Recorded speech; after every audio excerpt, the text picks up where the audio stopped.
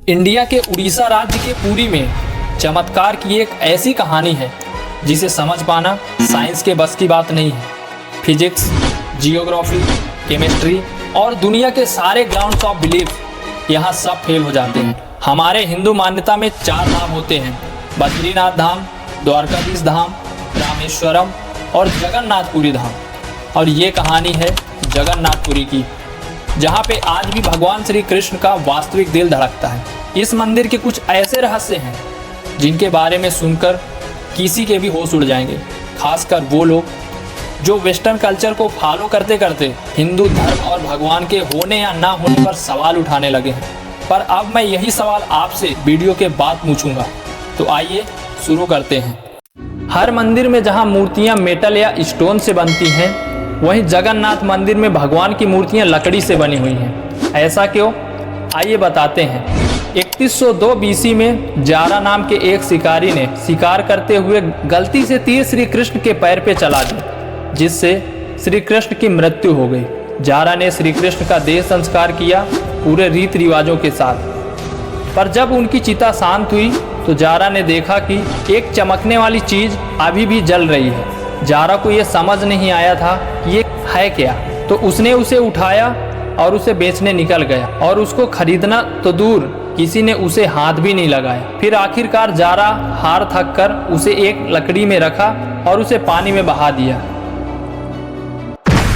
गुप्त साम्राज्य के समय अवंती के राजा इंद्रदेव, जो कि विष्णु जी के बहुत बड़े भक्त थे, वो भगवान विष्णु के दर्शन के लिए हमेशा इच्छुक रहते थे। एक दिन विष्णु जी राजा के सपने में आकर उन्हें एक नदी में डुबकी लगाने को कहा और ये भी कहा कि एक लकड़ी के तने में मैं तुम्हें उस नदी में मिलूंगा। इस सपने को देखकर अगले ही दिन राजा डुबकी लगाने चले गए। डुबकी लगाते वक्त राजा को नदी में थोड़ी ही दूर एक लकड़ी का तना भी दिख गया। बिना देर किए राजा उस तने को महल ले आए। फिर राजा ने बहुत नामी मूर्तिकारियों को बुलाया, मगर उनमें से कोई भी उस लकड़ी से मूर्ति नहीं बना पाया।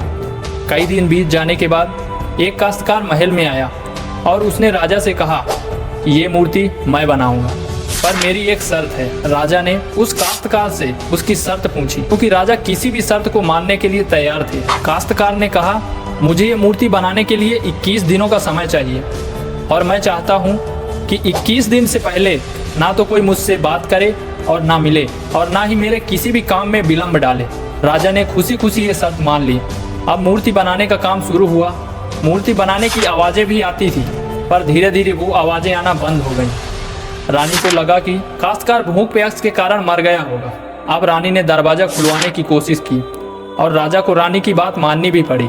जैसे ही दरवाज़ा खुला तो उन्होंने देखा कि वहाँ कोई काश्तकार ही नहीं था। सिर्फ और सिर्फ 3 मूर्तियाँ थीं: भगवान जगन्नाथ, उनके भाई बालभद्र और उनकी बहन सुभद्रा।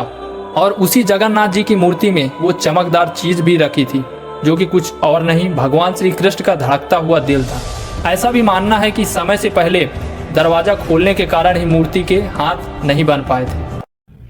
और सिर्फ यही नहीं, हर 12 साल में एक बार भगवान श्री जगन्नाथ की मूर्ति स्थापित की जाती है और भगवान के दिल को उस मूर्ति में शिफ्ट किया जाता है। दरअसल इस अनुष्ठान को नवकलेवर के नाम से जाना जाता है। नवकलेवर का मतलब है नया शरीर। इस परंपरा के अंतर्गत जगन्नाथ मंदिर में स्थापित श्री जगन्नाथ, बालभद्र और सुभद्रा की प्रतिमा को बदल दिया जाता है। ऐसा इसलिए करते हैं ताकि लकड़ियों से बनी मूर्तियां खंडित ना हो जाएं। इसे बदलने का तरीका भी बहुत इंटरेस्टिंग है। हर 12 साल में एक दिन ऐसा होता है जिस दिन मंदिर में किसी की भी एंट्री नहीं होती। पूरे शहर की बिजली काट दी जाती है। मंदिर के मेन पंडित की आंखों में पट्टी और हाथों में बड़े ग्लव्स पहनाए जाते हैं और 100% अंधेरे में इस दिल को निकालकर नई मूर्ति में फिर से स्थापित किया जाता है। जिन पंडितों ने इतिहास में इस सेरेमनी को किया है, उनका कहना है कि उन्होंने देखा तो कभी नहीं इस चीज को, जिसे हम ब्रह्म पदार्थ भी बोलते हैं, लेकिन इसे हाथों में पकड़ने पर ऐसा लगता है जैसे जिंदा खरगोश पकड़ लिया हो। माना यह भी जाता है कि किसी ने यदि ब्रह्म पदार्थ को देख लिया तो उसकी मौत उसी समय हो जाएगी। इसलिए बिना आंखों में पट्टी लगाए किसी को भी इस सेरेमनी को करने नहीं दिया जाता।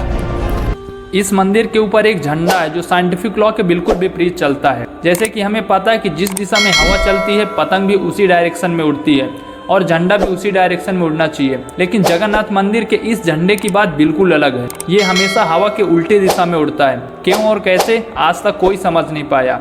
वैसे इस झंडे की एक और खास बात है कि इसे रोज बदलना पड़ता है। लोगों का ऐसा भी मानना है कि यदि किसी दिन इस झंडे को नहीं बदला गया तो मंदिर 18 सालों के लिए बंद हो जाएगा। इस मंदिर में भक्तों के लिए रोज प्रसाद बनाया और वितरित किया जाता है, लेकिन चौंकाने वाली बात तो ये है कि यहाँ का प्रसाद ना कभी कम पड़ा है और ना कभी एक भी दाना वेस्ट गया है। लोगों का मानना है कि यहाँ पर भगवान विष्णु अपना भोजन करने आते हैं और ये बात यहीं खत्म नहीं होती। प्रसाद बंटने की मिस्ट्री तो है ही, उससे बड़ी मिस्ट्री है प्रसाद बनाने की। लकड़ी की आग पे 7 मिट्टी के बर्तनों को एक के ऊपर एक रखकर प्रसाद बनाया जाता है। साइंस और लॉजिक कहते हैं कि सबसे पहले सबसे नीचे वाले बर्तन का प्रसाद पकना चाहिए, पर यहाँ ऐसा नहीं होता। इन 7 बर्तनों में सबसे ऊपर रखे जाने वाले बर्तन का प्रसाद सबसे पहले पकता है और ऐसे ही ऊपर से नीचे की ओर बाकी बर्तनों का प्रसाद भी पकता है। आपको अभी कुछ भी समझ नहीं आ रहा होगा तो घबराओ मत, इसे आज तक कोई समझ नहीं पाया। यदि आपको ये रहस्य भरी कहानी सुनने मज़ा आ रहा है और आप ऐसी नई नई चीज़ें और कहानियाँ जानना चाहते हो तो हमारे इस चैनल को सब्सक्राइब करना मत भूलना। हम आपके लिए बार बार कुछ नया लाते रहेंगे। मिलते हैं अगले नेक्स्ट वीडियो पर, तब तक के लिए गुड बाय।